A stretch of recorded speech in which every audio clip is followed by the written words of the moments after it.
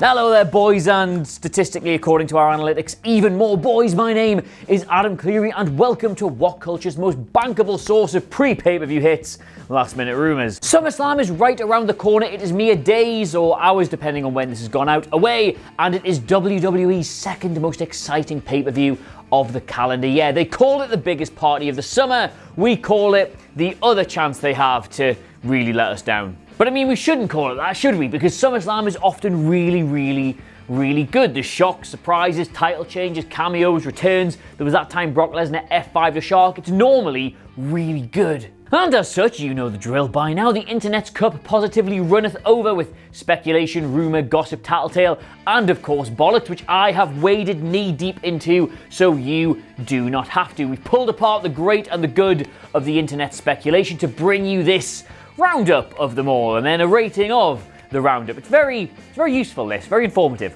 And a quick reminder for those of you who might be new here, although I'm not sure how, as I've been doing it for nearly 2 years now, these are, of course, only rumours. Some of them will come true, some of them will not, but the idea is they are all at least being talked about by WWE, according to the people who write them. So without any further ado, my name is Adam Cleary, this is the Wrestling Rumours Advisory Board, and these are all the last minute rumours for SummerSlam you need to know. Number 10, another pre-show match. Standard procedure for the show, this one, you cannot let the fact that there are already 10 matches on the SummerSlam card detract you from the notion that WWE will seek to add yet more and pad out the pre-show a little bit, because after all, it is all about those network watch hours, isn't it, baby? And the weird thing about the SummerSlam card presently is that every single match on it is a one-on-one singles match. There's not a single triple threat, multi-man, or tag team encounter anywhere on that card. And given that the two tag team champions at the minute are the Good Brother OC Club boys and the New Day, two relatively big deals on their respective shows, wouldn't be a slight surprise to see at least one of them get added to that card. Incidentally, during my research for this video, and yes, I do actually do research, they did the exact same thing. In 2014, it was all singles matches all the way through. It was a lumberjack match. Seth Rollins and Ambrose had a lumberjack match, which is kind of a multi-man match, but it's also still a singles match, so yeah. Oh, I do hope so. After all, who's gonna get this first? As inevitable as a Hulk Hogan apology is not. Number 9, Cedric Alexander versus Drew McIntyre. Yeah, quick one from Big Banter Uncle Dave Meltzer, who's reported on the Wrestling Observer that WWE are going to add Cedric Alexander versus Drew McIntyre to this card at some point before the show goes out. In fact, it might already have been added by the time this video goes out, but rest assured that it hadn't when I recorded the video. And even more interesting thing, which has come up during my research for this video, Cedric Alexander actually wrestled a man called Drew on the previous SummerSlam. It was Drew Gulak for the Cruiserweight Championship, which I think makes him the first person in WWE history to wrestle consecutive SummerSlam matches against different men with the same first name. If that's wrong, then in the comments, but I think that's a novelty. Where's this one come from? Meltzer said it. So it's like, the thing is, it's got to be right. Meltzer said it. Number 8, Roman Reigns versus Buddy Murphy. Another match that will allegedly be added to the card before the show, but possibly after this video goes out. I really do walk a tightrope recording these on a Friday. Is Buddy Murphy versus Roman Reigns. That's according to our good pals at WrestleVotes. And in the immortal words of Andy Murray, do take this with a big pinch of WrestleVotes, but they've reported that there were discussions last night, sometime during the week, about adding Roman Reigns versus Buddy Murphy to the SummerSlam card after the angle that went down on SmackDown. Their source said it wasn't decided either way, but it remains a possibility as we get closer to the show this weekend. So that's what they think. Roman doesn't weigh 205, you silly. Oh, come on, you already jobbed 2 Australians out this week, you flaming galah. If Buddy Murphy is revealed as the forklift driver, dollars to donuts, they'll put that poor prick in a high-vis jacket. Number 7, Ronda Rousey returns. Yes, hello, hands up here, Adam Cleary, the man who said that WWE desperately need to move their women's division away from being so centered on Ronda Rousey and use the increased spectacle she has provided for it to help elevate a number of other stars. That was me, I said that, I thought they should do that, I just did not know it was going to be Lacey Evans. And yes, also hello, hands up here, Adam Cleary, a man who now firmly believes that that same women's division desperately needs Ronda Rousey to return because it's just oh, it's just stuttered a bit, hasn't it? It's just not quite been as good without her. She was brilliant. And thus, with SummerSlam being the second biggest platform WWE can offer in their pay-per-view calendar, according to them, we all know that it's really the Royal Rumble. There is talk that she will use this to return, even if it's just in a cameo appearance. Couple of reasons for that. Natalya has been doing a lot of interviews talking about how she remains in constant contact with her and saying that she has unfinished business. There have been the reports that she is still contracted to the company until sometime in 2021. And then, of course, Ronda being Ronda, she's done her own video, hasn't she? Giving us this update on her attempts to get pregnant, which we all really wanted to know about Ronda. Thank you very much for that. She said that she misses the company every single day, and she had that silly video, didn't she, where she was acting out ladder matches and wrestling matches and all this, just to get people like me talking. So, congratulations, Ronda. There you go. I'm talking. She can't come back, then she'll stop being mental and making YouTube videos about tables. Get out of here, you wooden bastard! Ronda Rousey coming back. I thought she was too busy. See, Ronda's got two options. One, she can get penetrated with excessive force. Or two, she can stay away from WWE and continue to attempt to get pregnant. Number 6, Sasha Banks returns. Yes, hello, hands up again. My name is Adam Cleary, the man who really wanted WWE to use the Ronda rub to elevate all these other new stars in the women's division, but didn't know it was going to be Lacey Evans. So really wants Sasha Banks to return because she is somebody who could really benefit from that kind of platform, and yet she still hasn't because she was so unhappy with what happened at WrestleMania. We have been told time and time again that she is about to return, that her return is imminent, and we do it on every single one of these videos that she's coming back, and then she just never does. But according to Brad Shepard on the Oh You Didn't Know podcast, and again, take this with a pinch of Brad Shepard, he has been told again from his insider sources that Sasha Banks' return is imminent. He says, I have once again been told that Sasha Banks' return is imminent. She's in good spirits, she's primed to come back onto the main roster, and they are just waiting for the necessary platform to do that. And what better necessary platform than their second biggest pay-per-view of the year? Yes, I know, we all know it's really the Royal Rumble. This would be the perfect opportunity for them to do it, as they've got two relatively... Okay, I don't want to say uninspiring women's matches on this card because I get a bit of flack for that, and Becky versus Natalya I actually think would be really good, but they're not quite SummerSlam matches, are they? And having Sasha appear to stick one of the winners, please be Becky Lynch, would be absolutely fantastic. So, yeah, the rumour is that she's gonna do that. That's all I've got. I had a dreamer! Wasn't at SummerSlam. Oh yeah, it's boss time! Well, unless she's too shy. Not up to date on this. Let me just check her Twitter for the latest cryptic clue. No, sorry, this is a baby monitor. Number 5, Matt Riddle attacks Goldberg. What a knee bar, bro! What a knee bar. The feud between Matt Riddle and Goldberg has been my favourite thing of summer 2019 so far. Now, you might think that's because my football team's had an absolute shocker and the weather has been rank, but nonetheless, it has been quite good.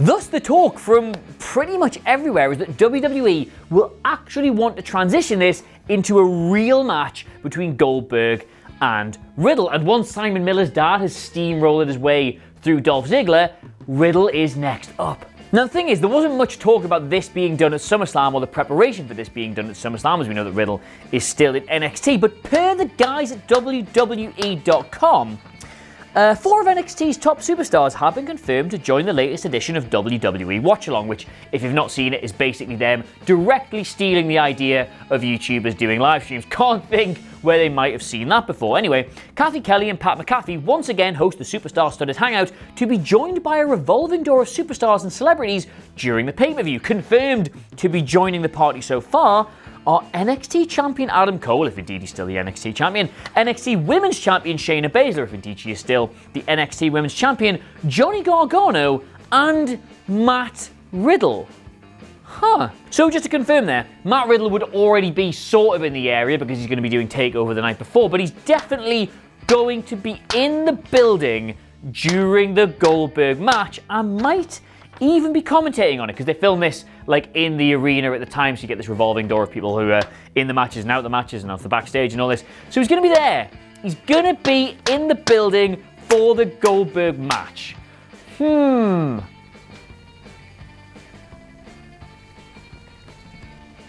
No. Number 4, Finn Balor will leave WWE after his match.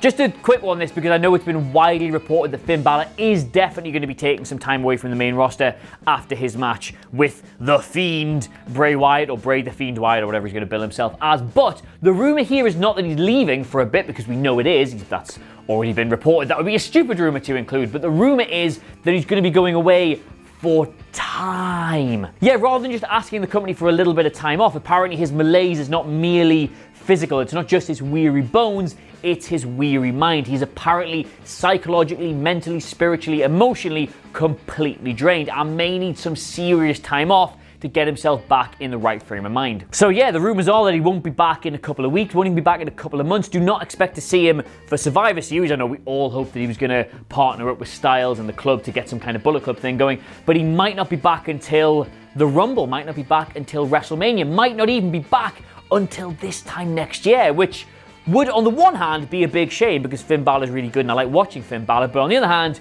that's how much time he needs to get himself back in the right frame of mind. Then good, give him it, let him stay away. Well, yeah, it's been reported for ages, Cleary. Hey Finn, remember that time you won the Universal title and then had to drop it the next night because Seth Rollins was going through his Nia Jax phase? Well, Vince, I'm ready to come back. Nah, it's alright, Finn. I've got another tiny Irishman I can't take seriously, and his name is Hornswoggle. Number 3, Shane McMahon will do something insane to be written off TV. Yeah, I don't really know how much more you need for this. They're gonna write Shane McMahon off television. We've been getting reports on that for ages, and Shane McMahon is a head case who likes to repeatedly fall off very high things. So you take ingredient A, you take ingredient B, and you end up with a squashed tomato. Possibly. He bloody walked out on Raw the night after he jumped off Hell in a Cell. There is no way he can do anything bigger than that. He won't die. He's the best in the world. Well, here we are again. Who wants to see my Shane McMahon impression? What time does the match start? If we're doing murder angles, can we not just drown him in a vat of his own sweat? Number 2, Brock. Okay.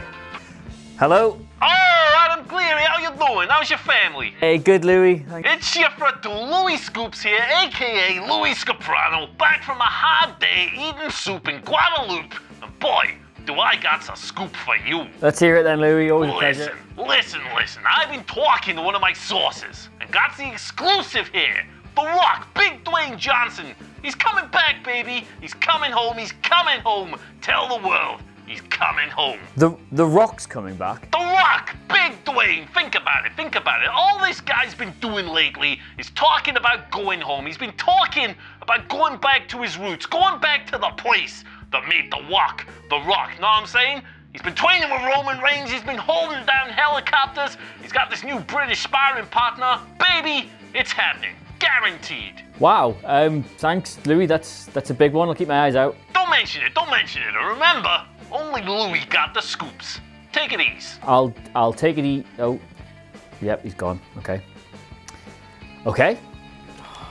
That is literally the plot of Hobbs and Shaw. I hate this guy. Louis Scoops. Number 2, Brock retains. Yeah, and another really quick one on this, because I know it seemed to look like the setup for this match was just to give Seth Rollins another, this time proper, coronation. Obviously took the title off Brock at WrestleMania in what was a match that, while being incredibly entertaining, was, how do I put this? It was high banter, it was full of shenanigans. He kicked him in the dick quite a lot, didn't he? So this was supposed to be Seth beating Brock legitimately to look like being the actual top guy in the company.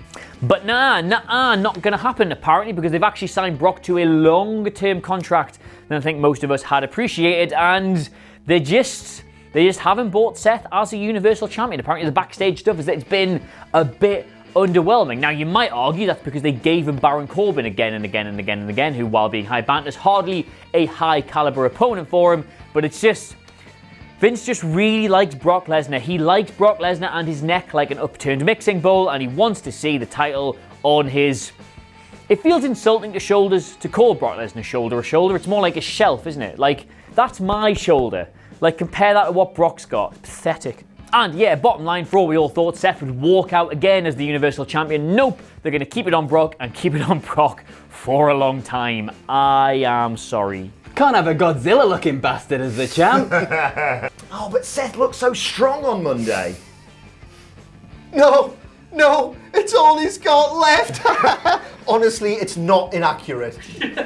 Number 1, the 4 big singles title results won't be decided until the night.